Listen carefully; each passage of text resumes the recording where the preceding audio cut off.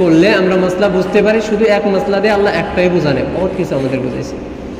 তো আমরা ইমারতের মাসলা, আমরা ইমামতের মাসলা, শিক্ষকতার মাসলা, জিম্মেদারির মাসলা, গাঁও পঞ্চায়েতের মাসলা, সব কিছু আমাদের মাসলা এই জায়গা থেকে হল হয়।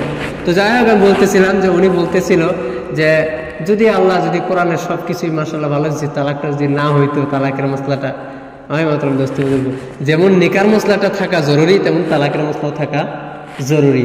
আপনি যদি বলেন তালাকের মশলা থাকাটা আমার কাছে তেমন ভালো না, তাহলে আপনার এটাও বলা উচিত ছিল যে আমার বিয়ার মশলাটা ওই জায়গায় ভালো না।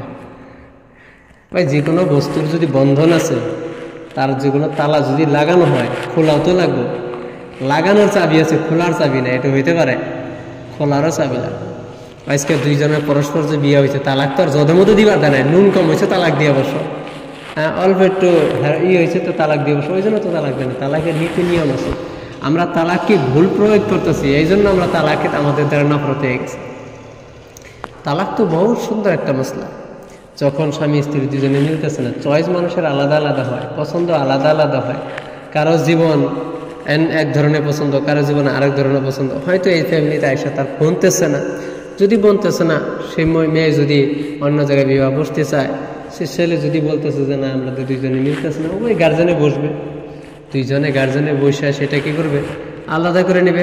তবু হ্যাঁ, এমন সময়ের ভিতরে তালাক দেওয়া, যে সময় নাকি যে স্ত্রী মাহিকিয়ার থেকে পবিত্র হওয়ার পর স্বামী স্ত্রী মিলন হয় নাই, এমন পবিত্রতার ভিতরে এক তালাক দেওয়া, এটাই হলো আসল তালাক, সুন্নাত। এক তালাক দেন, এক তালাক দেওয়ার পর ইদ্যত কেটে গেল, হ্যাঁ স্ত্রী অন্য জায়গায় বিয়ে বসতে পারবো, আপনার দ্বিতীয় দরকার নেই। এবার যদি সেই জায়গা থেকে ঘুরেও আসবার চায়, বা বাড়িতে যায় বসে হলে কোনো জায়গায় বিয়ে বসলো না, আবার করলো যে না যা হয়েছে দেখলাম, হ্যাঁ ওইভাবে যে জিন্দিগি কাটে, তাহলে অপশন কি আছে, দ্বিতীয়বারের সঙ্গে বিয়া বসতে পারবো, যেহেতু এক তালাক দিছে। দ্বিতীয়বার এটাকে বলা হয় তালাকে আহসান, সব থেকে ভালো তালাক এটা। তালাক 3 প্রকার, এটা তো নাম আকারে গেলেও 5 প্রকার। আবার তালাক 3 প্রকার, তালাকে হাসান, তালাকে আহসান, তালাকে বিদআহ। 3টা তালাক, একটা হলো হাসান, একটা খুব ভালো, আর একটা হলো আহসান, যেটা সুন্নত তারিকা, খুব ভালো, আর একটা হলো বিদআত। একসঙ্গে 3 তালাক দেওয়া বিদআত, কিন্তু তালাক হয়ে যায়।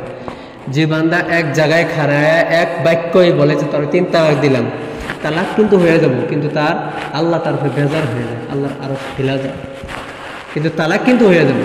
শুধু এটা না, হাদিসের ভিতরে পাওয়া যায় আল্লাহর নবী সাল্লাল্লাহু আলাইহি ওয়াসাল্লাম বলেন, কেউ যদি তার স্ত্রীকে বলে